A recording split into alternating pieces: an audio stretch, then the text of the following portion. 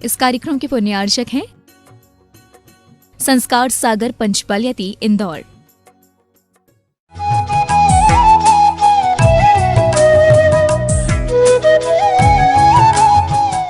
हर प्रकार के घमंडों में धन का घमंड जहाँ हम देखते हैं, वहीं पर एक रिद्धि का भी घमंड होता है। और रिद्धि सिद्धियां व्यक्ति संत साधु बनने के बाद प्राप्त करना चाहता है, जिससे रिद्धि सिद्धि प्राप्त होती हैं।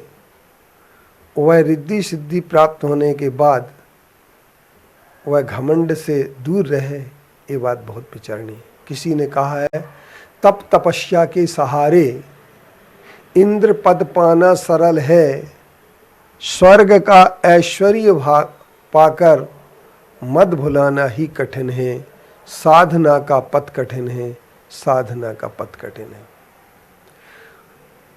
हर आदमी तप तपस्या कर लेता है और तपस्या करने के बाद उसे स्वर्ग मिल जाता है, अप्सराएं मिलती हैं, वैभव मिलता है, इंद्र पद भी मिल जाता है।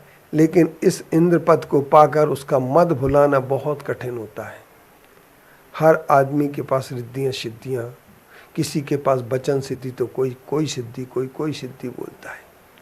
लेकिन ये रिद्धि सिद्धियां अगर अहम में परिवर्तित हो जाती हैं तो हमारी सारी की सारी तपस्या बेकार हो जाती है। और इसलिए तप का भी मत नहीं करना चाहिए। यह बात हमारे आचार्यों ने बड़ी सोच समझ करके बोली है। क्योंकि जहाँ पर दो चीज़ें होती हैं, तप और रिद्धियाँ, और तप के माध्यम से रिद्धियाँ प्राप्त होती हैं, और तपस्या व्यक्ति करता है तो वह कहने लगता है मेरे बराबर दुनिया में कोई तपस्वी नहीं है।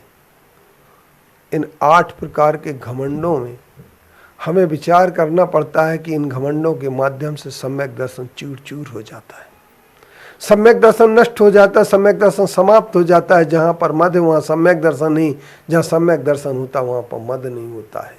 मान महाविश्वरूप करई नीच गति जगत में, मान महाविश्वरूप करई नीच जगति में, तो हम ये कह सकते हैं कि मान जो होता है वहाँ पर महाविश्व के समान करता है, कोमल सुधा अनूप। और कोमल एक अमृत तक के समान है, जिसके अंदर जितनी कठोरता होगी वो कठोर व्यक्ति निश्चित तौर पर हमारे लिए भी पतन की ओर ले जाएगा और वो स्वयं भी पतन की हो जाता है। प्रत्येक घमंड का अंत पतन होता है। रावण ने घमंड किया अपने वैभव का, अपनी लंका का, अपने बल का, अपने सब चीज का, लेकिन रावण का न बल रहा न वैभव रहा, और रावण एक दिन ऐसी स्थिति पर आकर रहा कि मृत्यु को प्राप्त हो गया।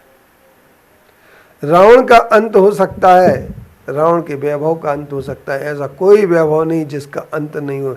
इसलिए मद को समाप्त करने के लिए व्यक्ति को बस एक ही बात का चिंतन करना चाहिए कि हमारा यह जो कुछ भी वैभव है, जो कुछ भी हमारे सब उपलब्धि है, जिसे हम बाहरी उपलब्धि मानते हैं, आत्मा की उपलब्धि नहीं, चाहे कुल की हो, चाहे जाति की हो, चाहे रूप की हो, चाहे धन की हो, चाहे बल की हो, चाहे तप की हो, किसी भी चीज़ की रिद्धि क्यों ना हो, ये सारी की सारी उपलब्धि जो होती है यह बाह्य उपलब्धि है। और इस बाह्य उपलब्धि के लिए जब छोड़ करके अंतरंग उपलब्धि, आत्म उपलब्धि की ओर चले जाएंगे, शरीर संबंधी उपलब्धियों की ओर जाने वाले व्यक्ति सदैव दुखी होते हैं। संयोग तो दुख मने के वेदम, यह तो सुनते जन्म बने शरीरी।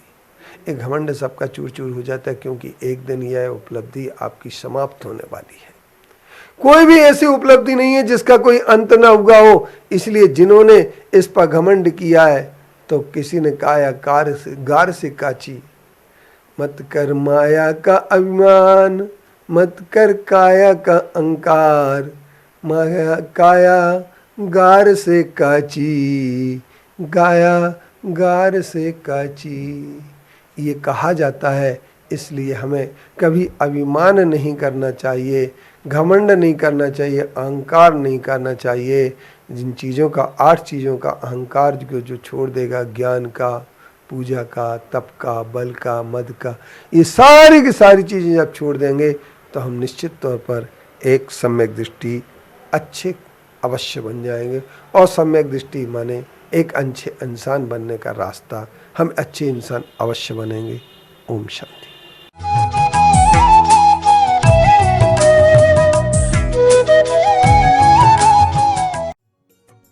इस कार्यक्रम के पुण्यार्चक थे संस्कार सागर पंचपालियाती, इंदौर।